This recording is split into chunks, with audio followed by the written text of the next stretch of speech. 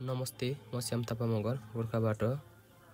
आज चाहिँ म कफी टिप्न गइरहेको छु। कफी राम्रोसँग पाक्न थालिसकेको छ। हेर्नुस् त कस्तो मजासँग फलिरहेको छ कफी।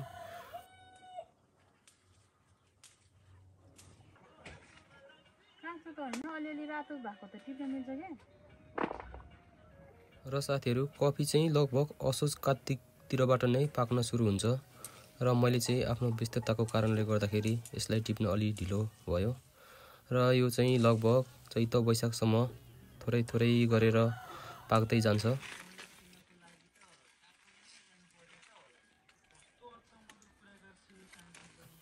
र दर्शकबिन, कफी टिप्दाखेरि चाहिँ एउटा गरेर टिप्नुपर्छ अरे र अर्को साल एकदम राम्रोसँग फल्छ अरे एउटा गरेर टिप्यो भने। र तपाईहरू वरिपरिका कोही दर्शकहरूले यो भिडियो हेर्दै हुनुहुन्छ भने हाम्रो गाउँघरमा पनि कफी कलेक्सन सेन्टर खुलिसकेको छ पोहोरबाट।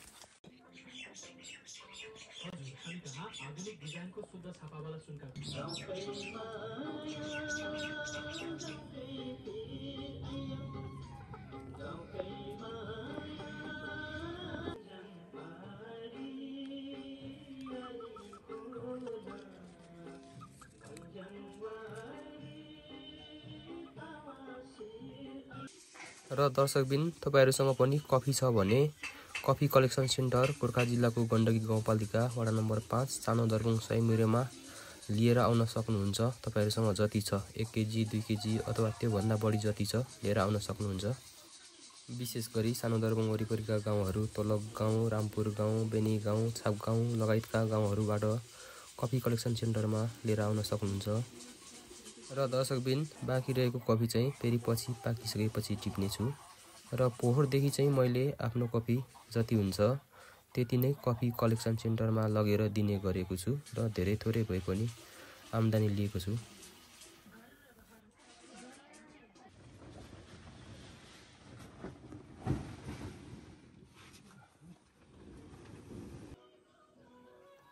यो सेतै पाकिरहेको चाहिँ दही कमला भन्ने गरिन्छ हाम्रो गाउँघरतिर। तपाईहरुकोतिर के भन्ने चलन छ?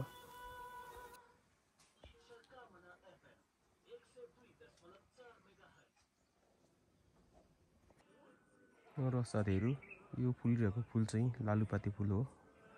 यो फुल आजभोलि जतातता पाउन सकिन्न, देख्न सकिन्न, लोप हुँदै गइसकेको छ। र साथीहरू, पहिलो लोटमा 18 केजी जति भएको छ कफी। र फाइनल्ली म चाहिँ सयमुरे गाउँमा आइपुगिसकेको छु र अब कफी लिएर जाँदैछु।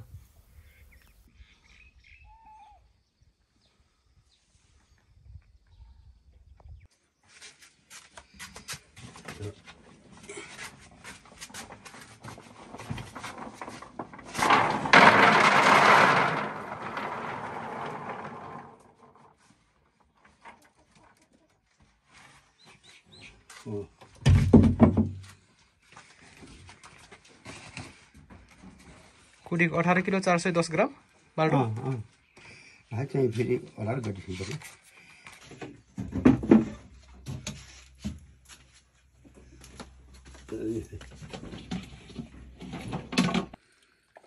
र दर्शकबिन, यो पानीमा राख्दाखेरि तैरिने कफीहरू चाहिँ छुट्याउनु पर्दो रहेछ। हौसीको चाहिँ काम नमाल्ने काइला बा इसी चाहिँ काम नमाल्ने ए स्वागत राखी।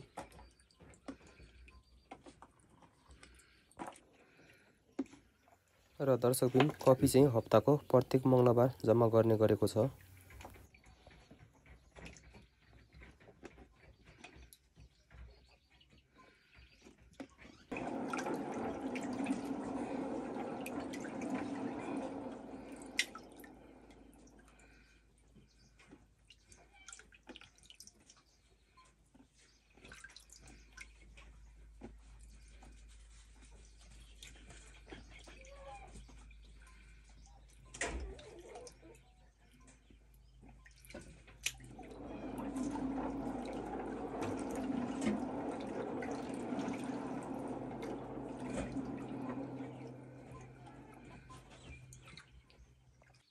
यो चाहिँ मेसिनबाट बोक्रा छुट्याएर राखेको कफी। यसलाई चाहिँ अब 2-4 दिन सुकायो भने तयार हुन्छ।